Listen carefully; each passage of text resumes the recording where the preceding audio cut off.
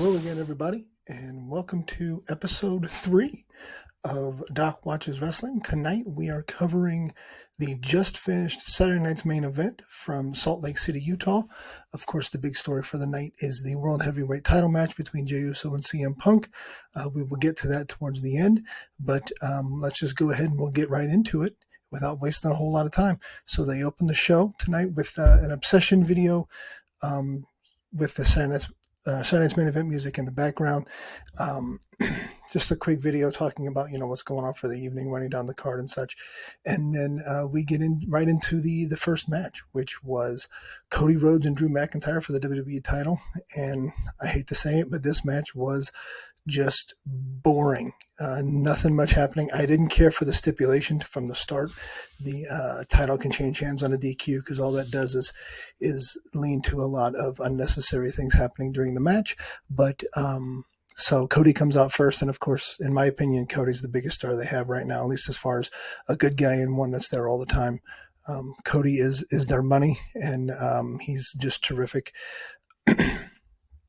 But of course, the story of the match is the championship can change hands on a DQ because Cody can't keep his cool, and the dumb good guy stipulation continues to, or the dumb good guy storyline continues to happen in WWE, where good guys just lose their minds and do dumb things and say dumb things, and of course that led to the no DQ stip for the match. But then Drew comes out, and we get Lillian Garcia announcing the matches tonight, which in my opinion is a big improvement from the normal announcing. Lillian does a great job and did all those years she was there before. They need to figure out a way to get her back full time. She's just so much better than what they have as an alternate. And then Drew stops Lillian mid-introduction and forces her to announce him as the real American Dream, which I thought was a nice touch and very funny. But again, it's just to mess with Cody, to get Cody all fired up, trying to get him disqualified so he can win the belt. And we're a few minutes into the match, and I don't like the stipulation at all. Like I said, it's clear that it's going to be the story of the whole match.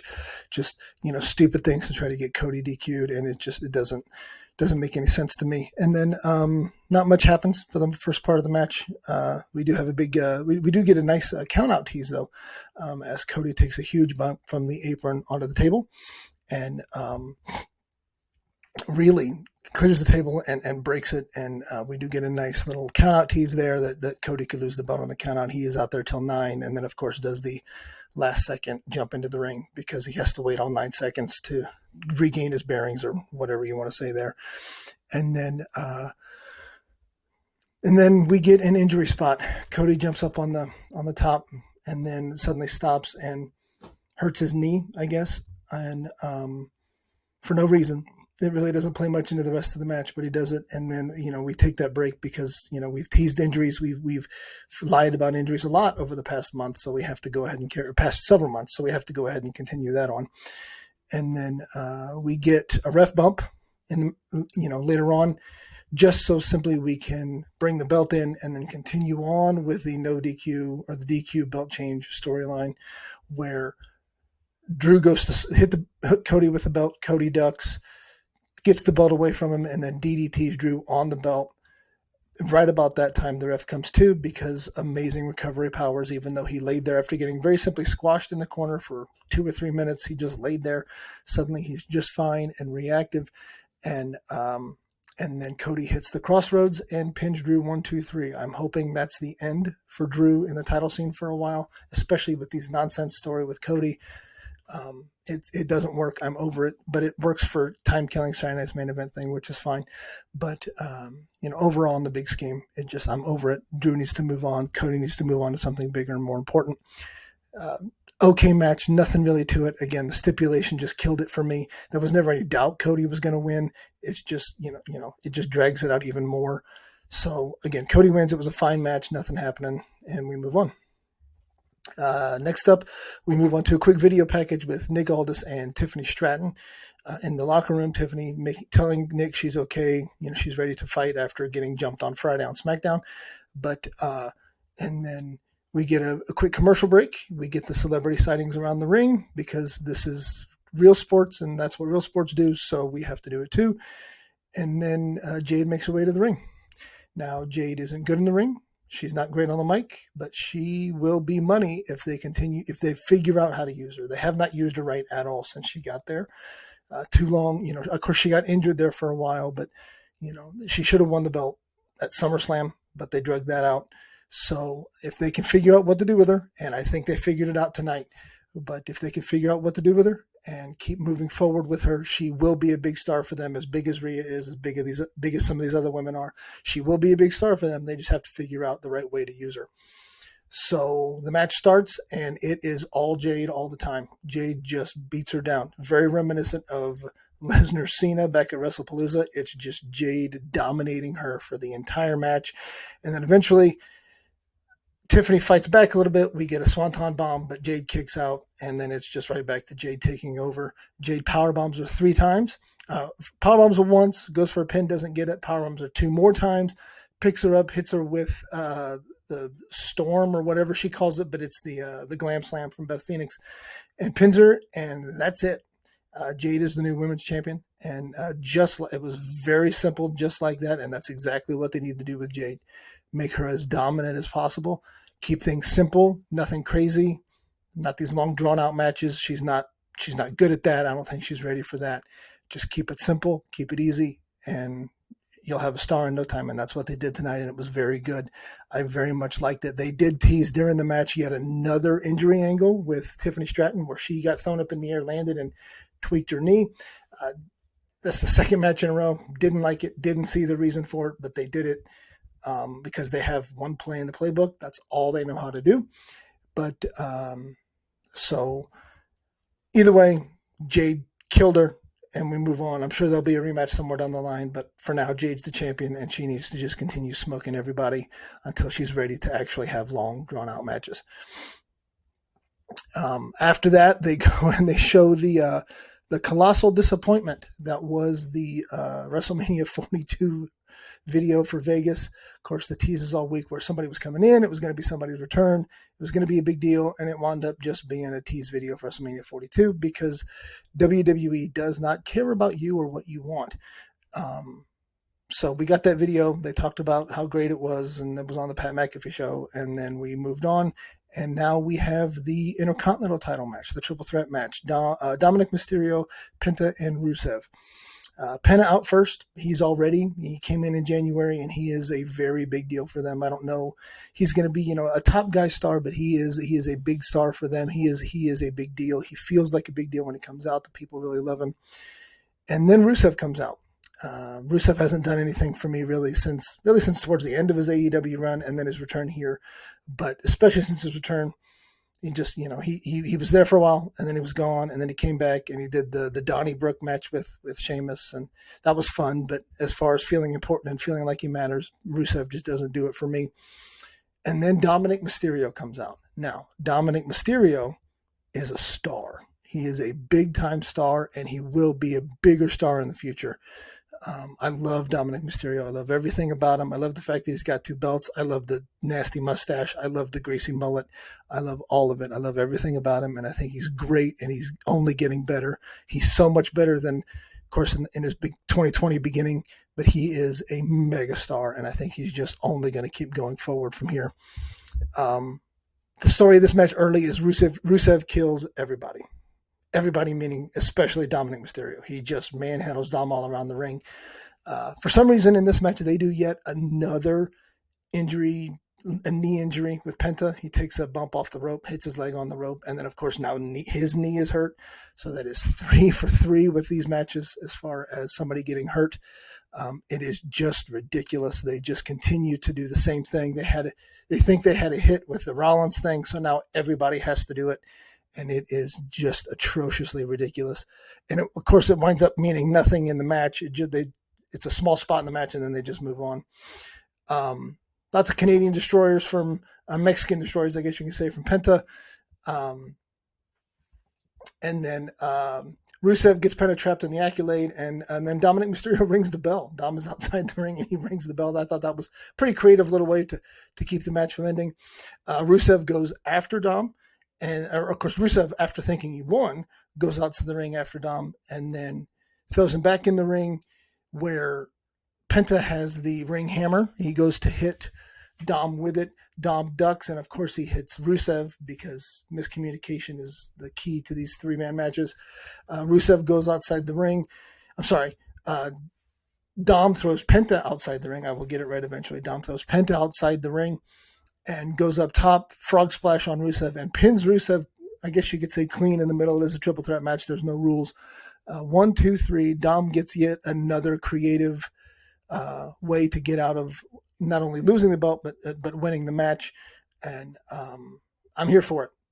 Dom is let Dom win everything. If I had my way, Dom would have showed up in the main event tonight and somehow won.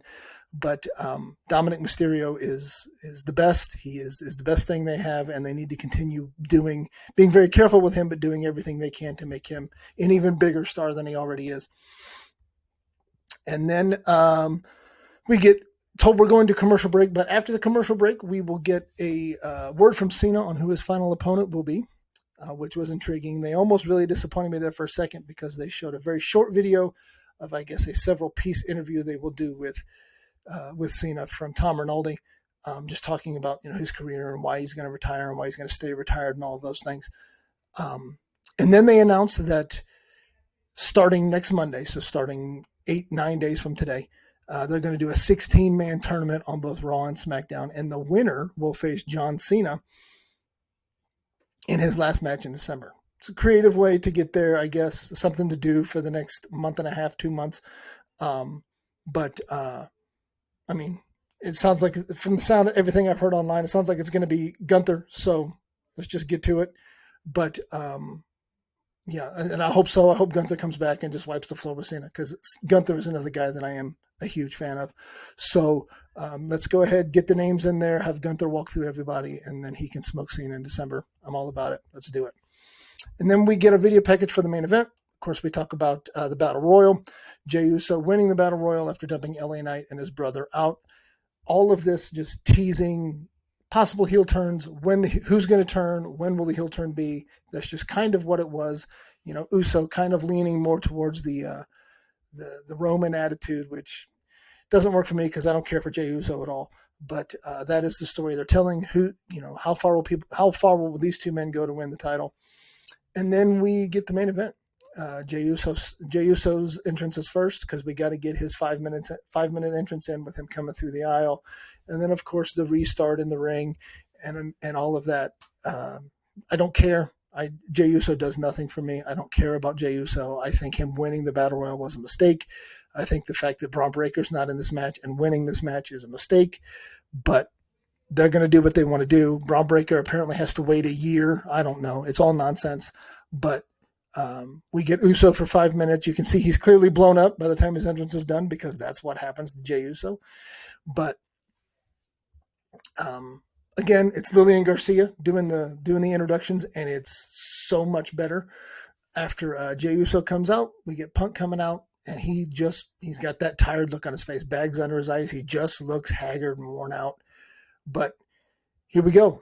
So we get the match started. And, of course, it's lots of back and forth, as you would expect from a world title match like this. They try to make it feel like a big deal. Misses for me because, again, I don't care. I don't care about Jey Uso. I don't want Jey Uso to win. I don't think Jey Uso will win. So it was kind of a miss for me as far as a big fight feel and really feeling important. It is a world title match. I was interested, but it wasn't like, oh, this is amazing and I can't wait. So the back and forth didn't really do much for me, but relatively early on, but kind of about midway through the match, Punk hits a GTS on Uso, but it knocks him through the ring, or through the ropes, outside the ring. And then Uso fights back after a bit. He hits Punk with a spear and then hits a splash, and then Punk kicks out at 2 because our finishers just don't work. Even on Saturday night's main event, one finisher is not good enough. We end up on the top rope with both men, a superplex from Punk. Now we're standing in the middle of the ring. We're just trading punches back and forth. And Punk eventually gets the upper hand, hits the knee to the corner in the Bulldog. He goes for the GTS, but Jey escapes and super kicks him out of the ring. And then as we work our way around the ring, of course, we get the obligatory spear through the ring apron, or spear through the guardrail, because it's WWE and we have to get that spot in at least once a show. Raw, Saturday night's main event, SmackDown. Peelies, doesn't matter. We have to do that spot at least once a show. And Jay goes for a splash once he gets Punk back in the ring. Punk gets his knees up. He hits the GTS. Only gets 2, so that's 2 GTSs now that don't work. So instead of the go to sleep, maybe we call it just gets done a little bit. I don't know. But and then after that, we fight back. We get a GTS from Jey Uso on Punk because other people's moves never work. So it's right back to Punk just hits him with a spear. He goes for the pin, nothing. A GTS this time from Punk sends Jay into the ropes, and we get set up for that spot that he beat Rollins with where he bounces off the ropes and comes back over his shoulders. But this time, Uso reverses it into a sleeper, the sleeper that he beat Gunther with. And then Punk fights out of that into an Anaconda Vice where Jey Uso gets to the ropes. So lots of back and forth there. Nice little spot fest there. That was good. I enjoyed that. And then we get 2 super kicks from Jey Uso, but Punk responds with, fights back with a knee. And then we get the 2 GTS spots that probably should have ended it the first time. And Punk gets the 1, 2, 3 and pins Jey Uso and wins the world title. No Seth Rollins to cash in, no chicanery afterwards, just a straight Punk win and celebration. Of course, you see Uso on the outside, pouty-faced about it. The show overall was just kind of very okay. As you can see, very short show, only 4 matches, and one of them was about 4 minutes. So not a lot to talk about, not a lot. The only newsworthy thing really was Punk's win. You can throw Jade Cargill's smash in there, but for the most part, the only newsworthy thing was Punk's win. And even that was kind of figured for people. I think everybody kind of thought Punk would win. I do think people expected some sort of heel turn tonight from one person or another, but it's WWE. If we don't do a snail's paced slow burn, what are we even doing? We have to drag this out, really drag it out until people no longer care, and then we give them what they want.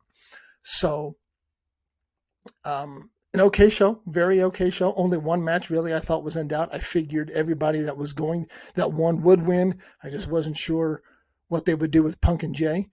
Punk and Jay was probably the best match of the night because it was the only one that really felt like, it could go either way and people were really into it.